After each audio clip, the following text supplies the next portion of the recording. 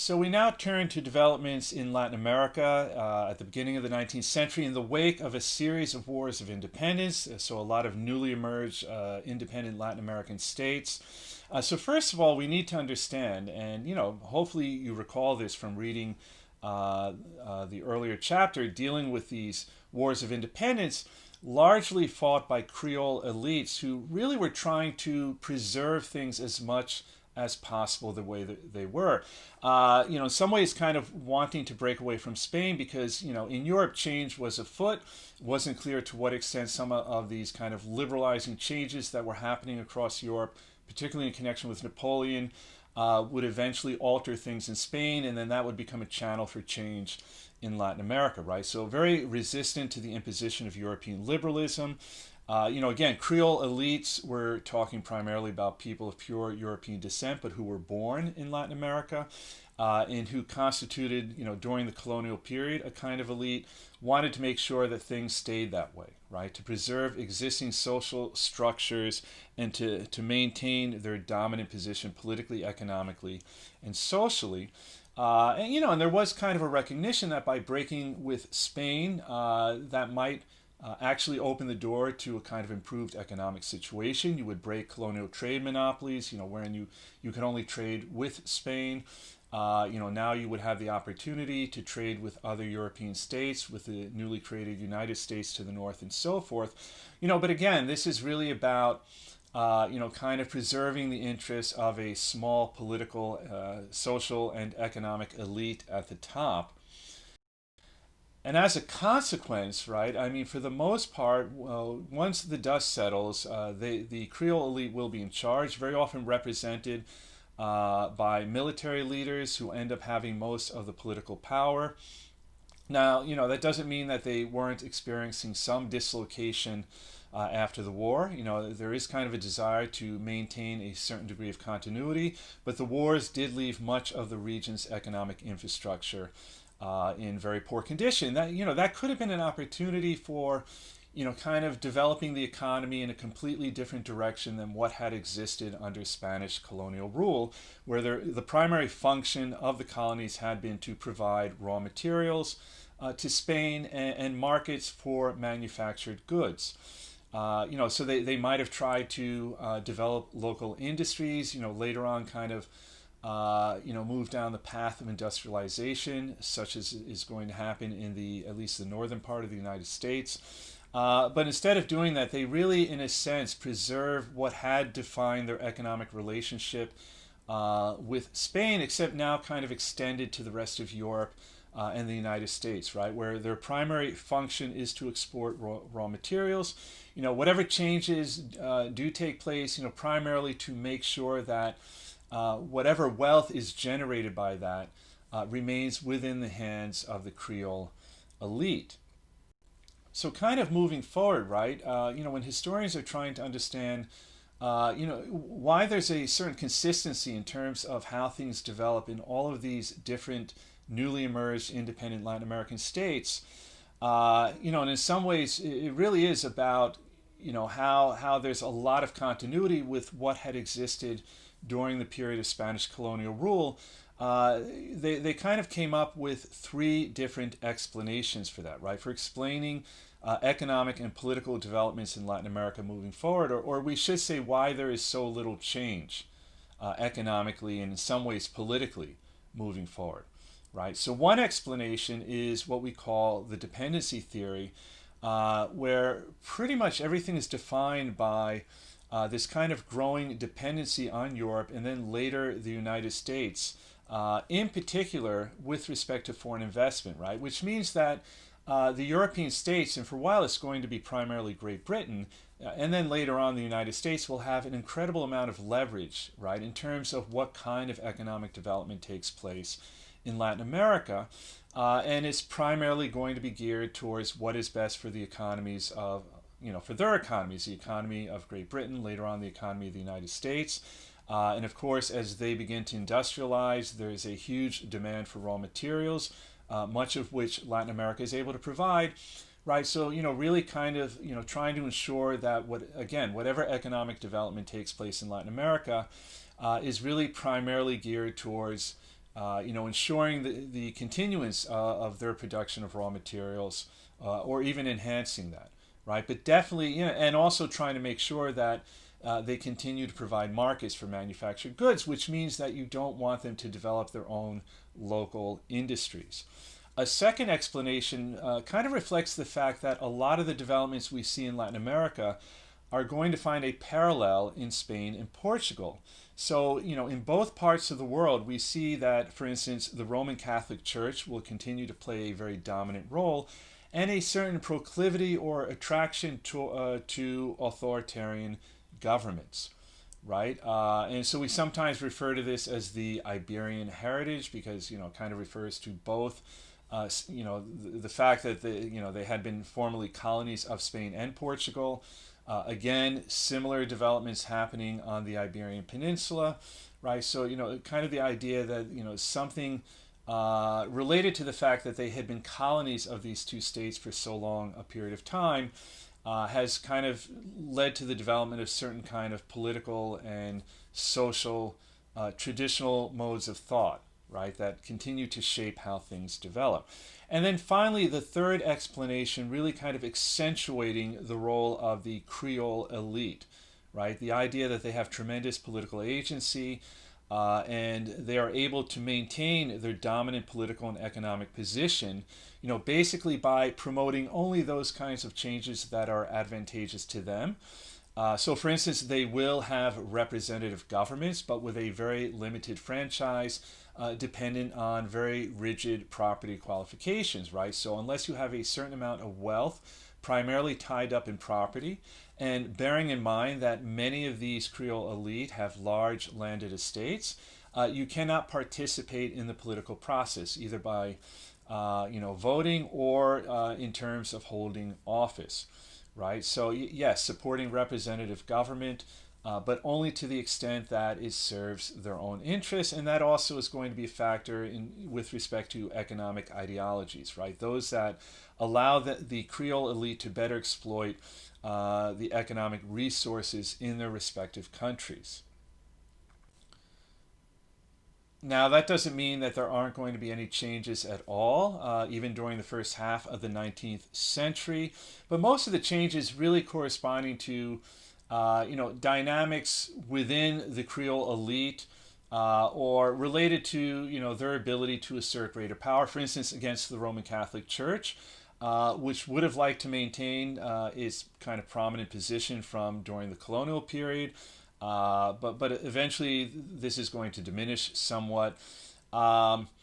Certainly the status, the position of non-elites in many ways is going to get worse, at least during the colonial period.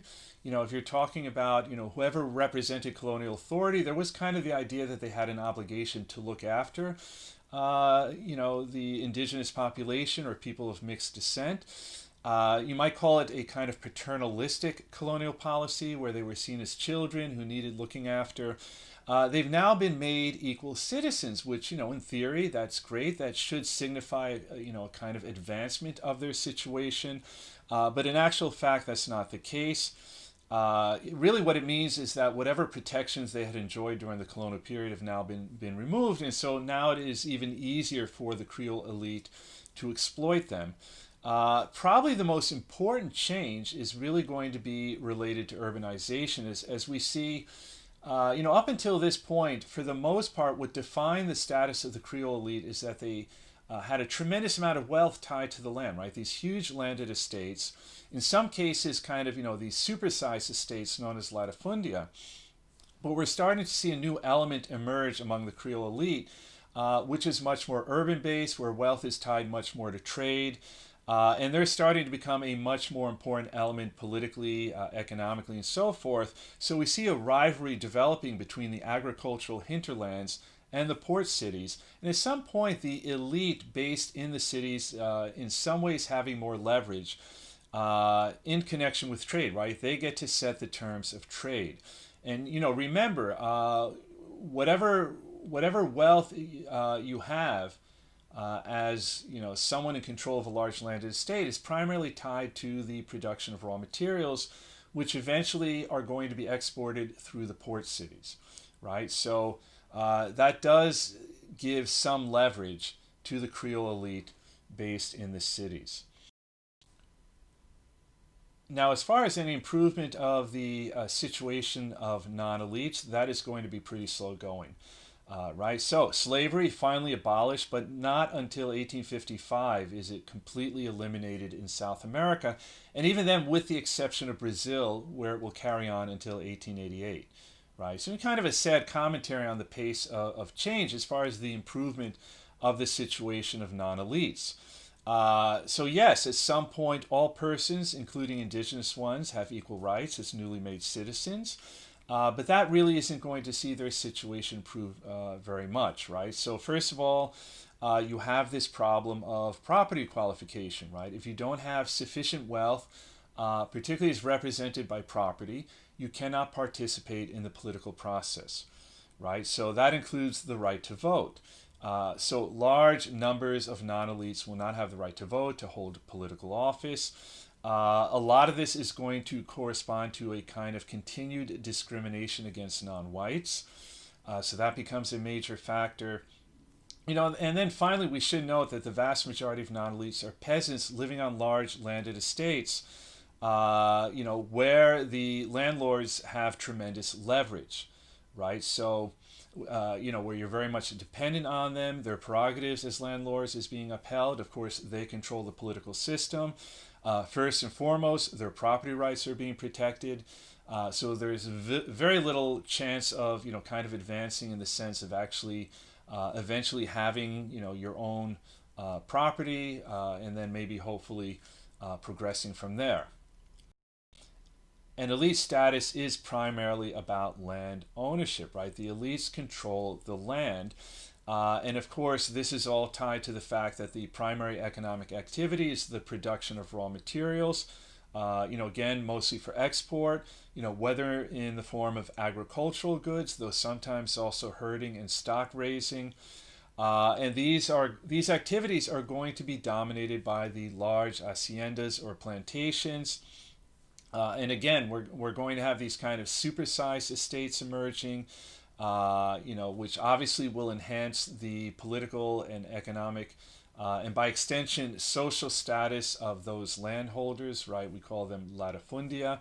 And these are actually only going to become larger over the course of the 19th century, which, is a pretty good measure of, to whose benefit the political, kind of economic and social structures are working, right? I mean, wealth is not, slowly but surely becoming more equitably distributed among the population, but is only accruing more and more within the hands of a small number of elites.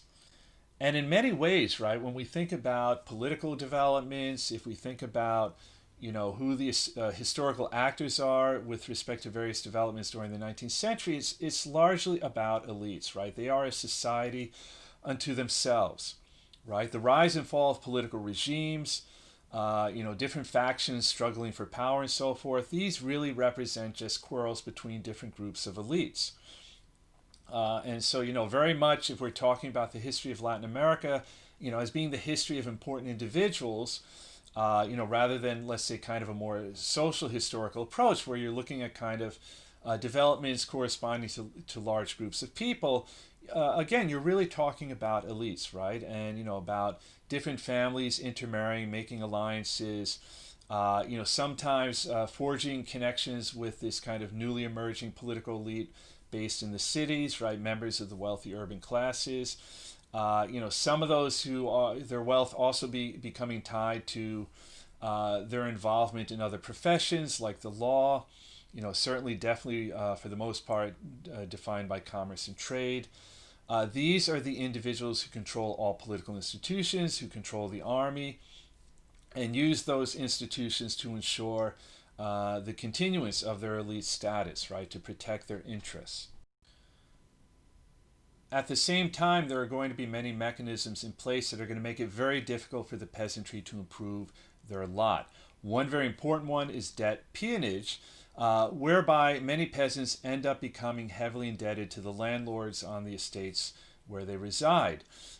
So not technically serfs, but in actual practice, they might as well be. I mean, they effectively end up becoming bound to the landed estate because it is impossible for them to pay off the debt that they owe the landlord. And of course, that gives the landlord tremendous leverage over them. Now, probably the most effective way to improve the situation of the peasants would be to provide them land. Certainly, this is not going to come from existing landed estates, but by the latter part of the 19th century, governments are beginning to open up new lands in the interior, right? And some of this will be devoted to the peasantry, but even here, more often than not, as large holdings upon which the peasants become tenants, right, where they don't have individual direct ownership over the plots of land on which they work, meaning they really don't have a lot of flexibility in terms of the kind of economic decisions they make. And in the end, they don't really benefit that much from it, right? It would have been much more effective if these newly opened lands had been divided into small holdings, wherein peasants become the direct owners over their respective plots, effectively independent farmers, right? And that probably would have been more effective, but we don't have enough of that. Another problem is going to be a lack of proper infrastructure connecting these landed estates, which really prevents the peasantry from being mobile in any effective way, right? Where, for instance, they might flock to the cities looking for work. Or maybe have more opportunity as far as newly opened lands, right? You just really have very little in the way of railways, very poor roads that make internal travel difficult. And then finally, there's very little, in terms of some kind of government policy to educate the peasantry. And of course, you'd have to start with a kind of primary education. But really almost nothing even in that vein, right? So peasants end up having limited access to even the most basic education. Now, none of this means that cities aren't going to be growing, right? The normal pattern, if it resembled, for instance, what you see in Europe, is you start to see more and more individuals coming from the rural hinterland, peasants or people of that background, eventually flocking to the cities, particularly as industrialization gets underway. You're not going to see that pattern largely in South America, right? Most of the growth of cities will be a consequence of European immigration.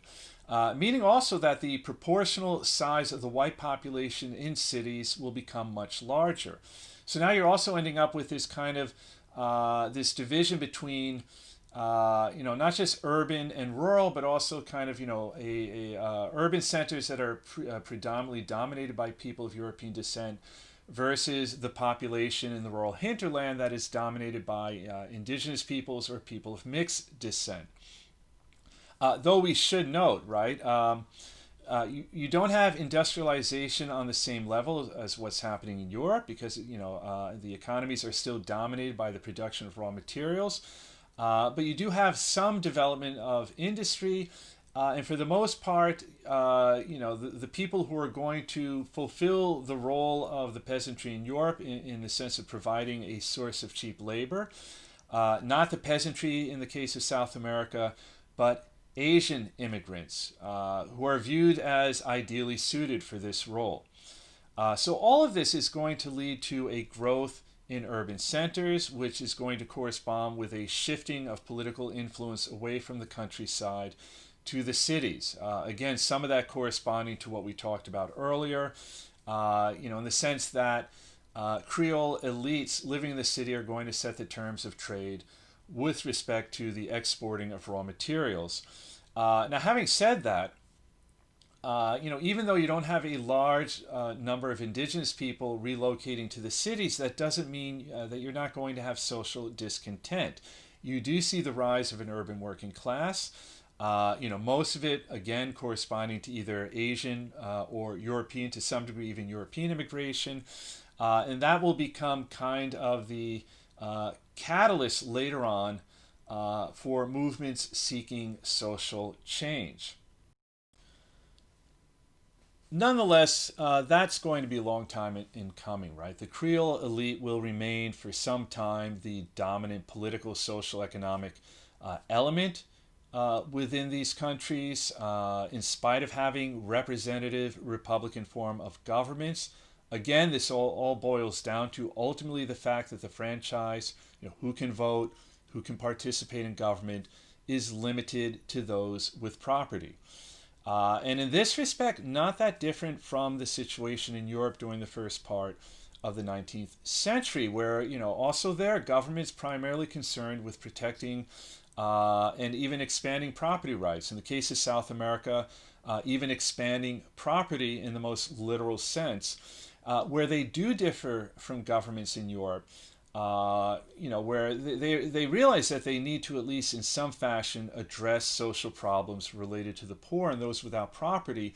Very little attempt in Latin America to deal with those kinds of problems. Now, as far as promoting the interests of the Creole elites, a big part of that is going to be, about governments championing free trade. Again, primarily about exporting raw materials in exchange for manufactured goods, increasingly primarily coming from Britain, which also means that very little is being done to develop domestic markets, which, along with geographical barriers, is really hindering the economic development of the interior, such as might have benefited the vast majority of the population, who are mostly peasants. Now, this doesn't mean that there isn't any concern about progress, right? And even, kind of imagining that progress will ultimately benefit the entire population.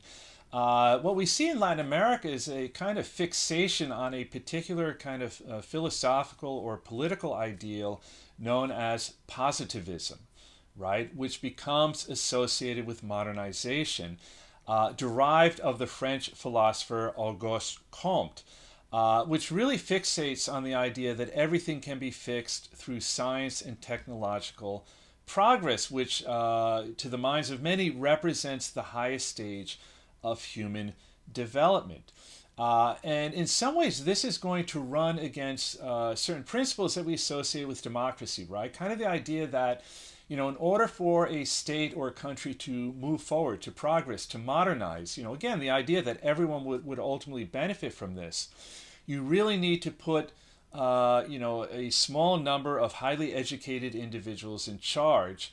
Or, related to that, you need to maintain political order. And in fact, this becomes kind of the great slogan of American positivism, which you also find kind of emblazoned on the flag of Brazil. Order and progress. The two things go hand in hand. Modernization is best carried out by technocrats or dictatorial governments, or a combination of both, right? But I mean, the idea that you have highly educated individuals, and we should note that by some point, among these highly educated individuals, many of them are military officers, so there is kind of an overlap there, right? But these are the individuals who know best, so there's kind of a paternalistic element to this, who are going to carry out modernization, and the rest of the population pretty much needs to be kept in check, right? They really, should not have any voice politically. I mean, it's even kind of a way of justifying that they don't have any political role to play. And, it also becomes a basis for resisting any kind of social or political change that would enhance their status in this regard. And this is a major factor in why we really see the emergence of these kind of dictatorial governments dominated by military officers moving into the middle part and then the latter part of the 19th century. And related to this is going to be an attempt to justify racism scientifically via what we call scientific racism. Just to be clear, this is kind of a global phenomena, particularly coming into the latter part of the 19th century, carrying over into the 20th century, later on manifesting itself in eugenics, which we often associate with the Nazis. Though, by the way, I mean, there is a reason why comic book superheroes became popular in the 1930s, right? The idea of creating kind of the Superman and so forth. But in any event, that's kind of getting ahead of ourselves.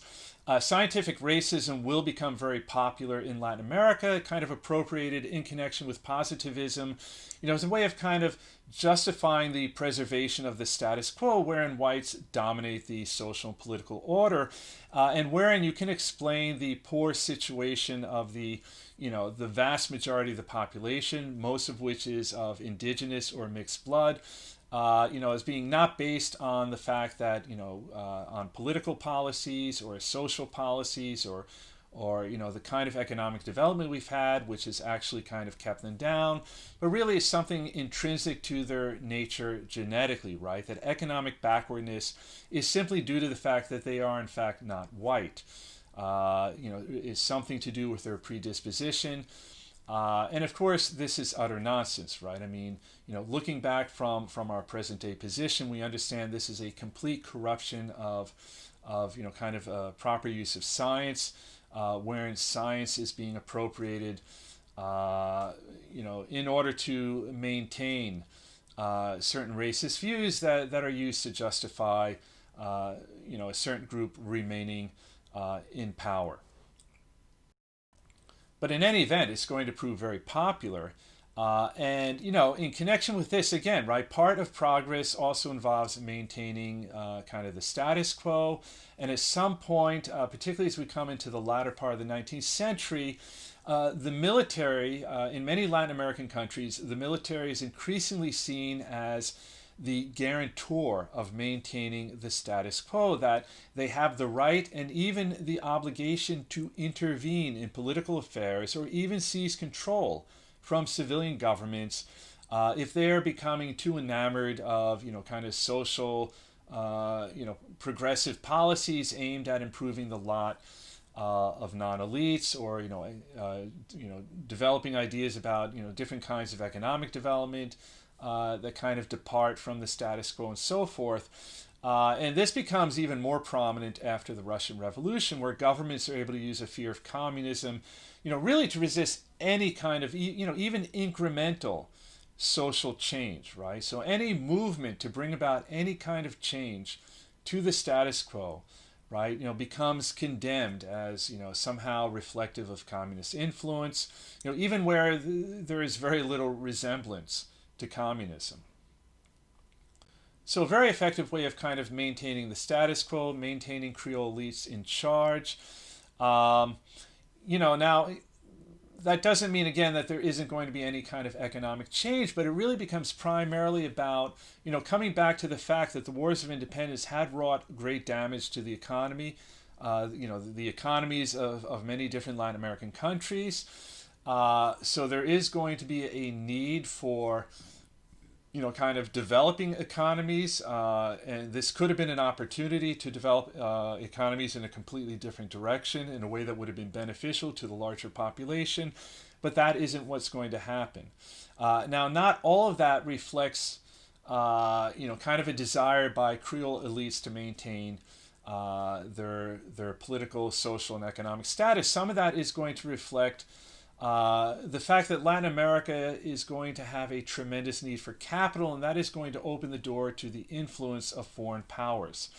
Right? So, for instance, they're going to need capital to some extent to restore things like the mining industry. But in theory, capital also to establish new kinds of industry. The focus is going to be on the former, and a lot of that is going to reflect the interests of European states, and then increasingly of the United States, right? Those are the people they're turning to for foreign investment. And the mining industry will be mostly restored, but again, that primarily reflects the fact that countries in Europe, initially Britain being kind of at the forefront of that, but then eventually things shifting to the United States in terms of foreign influence, a lot of the decisions about how to invest foreign capital is going to reflect the interests of foreign entities, right? So little done to establish industries, for instance, that would produce manufactured goods.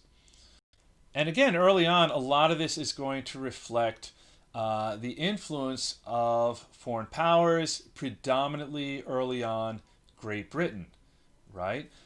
which during the first half of the 19th century is going to have a very strong economic presence in the region. And the British are going to actively discourage the development of manufacturing industries in favor of continued production of agricultural commodities, which is what they need, right? They want raw materials, but they also want to assure that Latin America provides markets for British goods.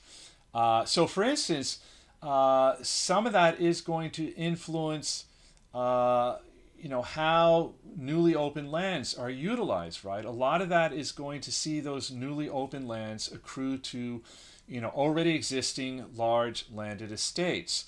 And that is because it corresponds to British interests in terms of the kind of raw materials that are being produced. And again, very actively suppressing, any kind of development of local industry in order to preserve these markets for British manufactured goods. Now, none of this means that Latin American economies won't generate any wealth. And in fact, from about 1850 onward, many Latin American countries are, by most measures, are going to prosper. I mean, granted, a lot of that wealth being generated is going to accrue to a limited number of individuals, but their economies are doing fairly well, as measured by, just how much wealth is being created. Most of it based on exporting agricultural commodities like coffee and sugar and extracted minerals like copper, and then using that wealth to import manufactured goods, most of which are being bought by this Creole elite. And then, when we hit like between 1870 and 1930, there are some historians looking back, if we're thinking strictly in terms of how much wealth is being generated by these economies, a kind of golden age, largely because the demand for the kind of raw materials being produced in Latin America is going up. There is a high demand for certain foodstuffs, particularly wheat and beef products. It kind of falls into three categories, right? Tropical products, bananas, sugar, coffee, and then finally natural resources, inclusive of metals like copper and minerals like nitrates. Nonetheless, really very little of this wealth being used to kind of develop a sounder foundation for further economic growth that probably, now we're in the latter part of the 19th century, would have involved industrialization, and, definitely nothing but, by way of, ensuring that a larger portion of the population benefits from this wealth.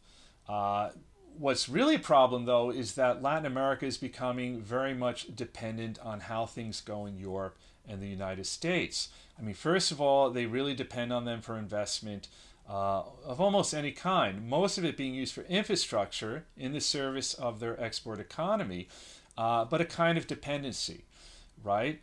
And a lot of this means that if the economies of the United States and Europe run into any kind of trouble, Latin America is going to take a hit. And that, as you might imagine, is going to be a big problem when we hit the Great Depression, right? The huge profits generated by mining and agricultural exports, also meaning there is very little incentive to develop local industry, right? The people who would have to make that decision are getting very wealthy based on what they're already doing, right? So, kind of like if it's not broke, why fix it? Which means also, whatever investment is taking place is in the service of the export economy, which in this case means primarily investment in land, right? Very little by way of industrialization. This also, by the way, means increasing foreign control over the economies of Latin America, to some degree in a way that is coming at the expense of even the Creole elite, right? So, foreign investment is going to see the wealthy classes in Latin America lose control and even the ownership of some of the more valuable sectors of the economy, especially in mining. Right. So, for example, in 1901, British and other foreign investors will end up owning approximately 80% of the nitrate industry in Chile. Right. And later on, we could also look at infrastructure. Right. Foreigners owning and operating most of the steamship lines, the railroads. So even from the point of view of the interests of the Creole elite, a lot of the policies that they're pursuing are kind of short-sighted, right? I mean, definitely with respect to the population as a whole, but even if we're thinking only about the interests of this social group in and of itself. And alongside of this, as foreign powers become increasingly invested in the economies of Latin America, they become very much interested in what happens politically there. And so we're going to see foreign interference in Latin America's internal affairs increasing as the century wears on. Initially, probably the British are the main player in that regard, eventually replaced by the United States. I mean, what does that mean in practice? You know, very often you see British diplomats, military, naval officers becoming directly involved in the domestic political affairs of Latin American nations, right? Very often weighing in, applying pressure on Latin American governments and so forth to ensure British interests are protected. As noted, eventually the United States will replace Great Britain in that role. A kind of shift that really becomes apparent beginning with the Spanish-American War of 1898, after which the United States becomes the dominant external player in Latin America, and kind of cementing that position when in 1903 the U.S. intervenes in a rebellion that sees Panama separate from Colombia. It's a kind of fabricated rebellion really created by the United States because they wanted to build a canal in what would become Panama, right? Kind of this very narrow point where it's the distance between the Atlantic and, Ocean and Pacific Ocean is rather short, right? And they simply wanted to ensure that they had a government in charge of the respective territory that they had tremendous leverage over. But that would really be the first of many military interventions that would very soon follow. And by the 1920s, probably the clearest indication that the United States has replaced Great Britain as the dominant external player related to U.S. investment, right? And also the fact that the U.S. becoming the main trading partner of Latin American nations.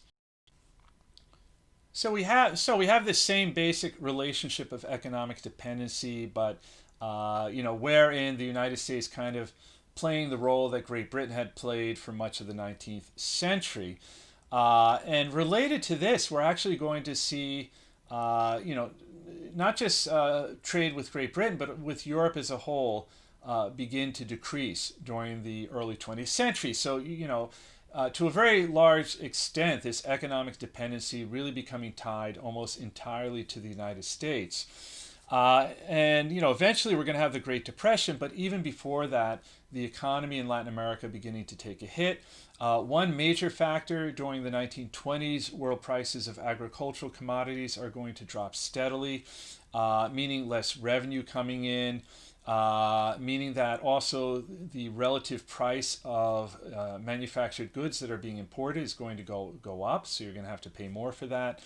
And then one other development during this period we should note, a kind of shift from certain kinds of commodities to others that we'll see some Latin American countries benefit, others taking a bit of a hit. Right, so one shift is away from natural to synthetic products that will be beneficial to countries like Chile that produce nitrates because those are needed for the manufacturing of synthetic products. Also of growing importance will be petroleum and petroleum-related goods. So petroleum exporting countries like Mexico will definitely benefit from that, gaining a greater share of export income. But then eventually we have the Great Depression, where just the demand for the kinds of raw materials that are being exported from Latin America are going to dramatically decline, right? Meaning all Latin American economies are going to take a hit. This might be the first time you see any kind of serious effort at developing local industries in connection with something we call economic nationalism, right? So, there's kind of a recognition that, we have a kind of decreased demand for Latin American products globally, including in the United States. This means we have less revenue coming in. We have an inability to pay debts to foreign banks, which, kind of the specter of bankruptcy and so forth. So, maybe the first time there's kind of a recognition that we're overly dependent on external forces, on external economies, leading to a determination to create sectors of a national economy that aren't dependent on developments and wealth, i.e., investment from outside of Latin America. So this will finally lead to, kind of some attempts at developing local industries in Latin America, and we should say it's somewhat tentative, right? I mean, it's not some kind of 5-year plan kind of things. If we were talking about the rapid industrialization of the Soviet Union or something. But some tentative first steps. They kind of fall into 3 basic categories. So the first, where it's still about kind of exporting, but kind of the idea that you could refine some of these raw materials before shipping them out.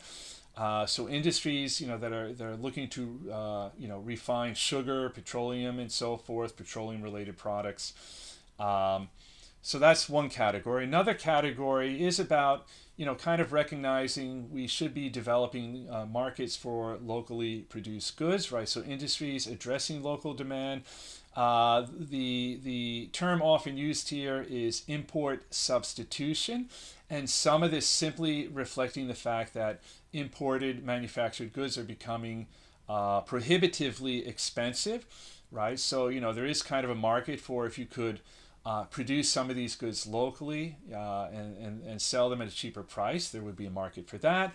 And then the third category, which for some of us might actually sound a bit familiar if we consider some of the political debates that have been happening in the United States the last few years, right? Where this kind of industrial development involving foreign companies assembling plants or creating assembly plants, I should say, in Latin American countries in order to take advantage of cheap labor, right? And so this kind of establishing a pattern of economic interaction that has informed political debate in this country even until today, right? If the concern often expressed about the loss of jobs to places like Mexico because the labor is so much cheaper there. And while all of this is happening, always this continuous concern for maintaining political stability. Again, I mean, part of this reflects a kind of political discourse that can be traced perhaps back to the colonial period. Just a way of thinking about politics, the kind of corresponding to the quote-unquote Iberian heritage theory. The idea that prior to independence, Latin American nations had little experience in self-government. So mostly kind of their experience reflected either this kind of monarchical or paternalistic heritage, related to which early on there were many traditionalists and conservatives who had favored the establishment of monarchies, and then coming into the early 20th century kind of manifesting itself primarily in the fact that political elites would always show a certain degree of tolerance or even support for strong, almost dictatorial executive powers, right? I mean, really, if you look, over the course of the 19th century, right, few of the constitutions created by these new republics would actually endure as written. There was a willingness to see them suspended or rewritten in order to allow strong leaders, known as Cadillos, to consolidate power. And that becomes, particularly coming into the late 19th, early 20th century, a major aspect of these kind of broader political trajectories in Latin American countries. So these caudillos usually came from the army or at least enjoyed the army's support. And this really was about ruling with an iron fist, right? I mean, as dictators, if not in name, then in practice, a big part of this was a willingness to completely crush any potential opposition, right? So ruling by force and repression. And very little reflective of some kind of, broader ideological objective, right? If you look at different caudillos, just as likely to support conservative causes, for instance, protecting the church, elevating its status, or liberal ones, the confiscating of church lands. right? So this is really more about raw power. And I find this actually interesting if we, for instance, even consider some of the recent political discourse in our country, right? So a caudillo might justify seizing and or staying in power, for instance, on the basis of the fact that the economy is doing very well, right? Like using a strong economy to quiet potential discontent, right? So, it might be, for instance, as if a president was saying you should elect me to a second term because look how well the economy is doing. Ignore everything else. That really should be your only consideration. And let's face it, when the economy is doing well, for a lot of people, that becomes kind of an overriding consideration.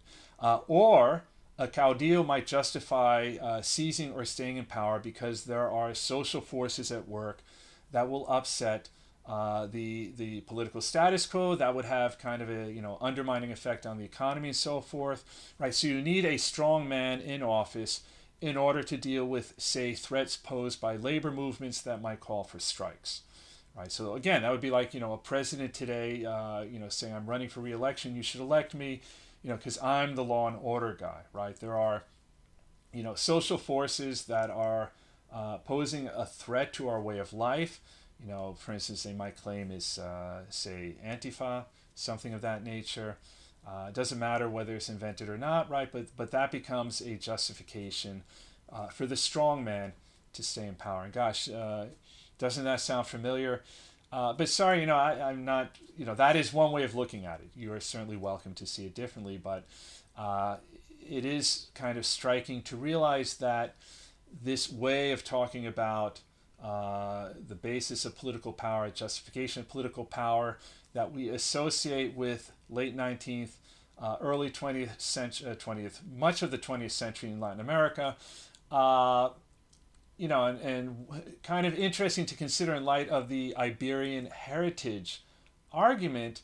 Well, I mean, if we find this way of talking, this kind of political discourse in, say, even the United States, maybe that argument doesn't really make much sense. I'm kind of just thinking aloud here right now, but, if we were meeting in person, this would be kind of an interesting jumping off point for that kind of discussion. In any event, we're going to end the first part of the lecture here. The second part is going to be, kind of more conventional political history of specific political events happening in a number of Latin American countries over the course of the 20th century that hopefully will make a lot more sense based on what we discussed in the first part of the lecture, right? Which has to do with kind of more, kind of broader, more broadly defined developments socially, politically, economically during this period in Latin America. So we'll stop there, and do remember to check out the second part of the lecture.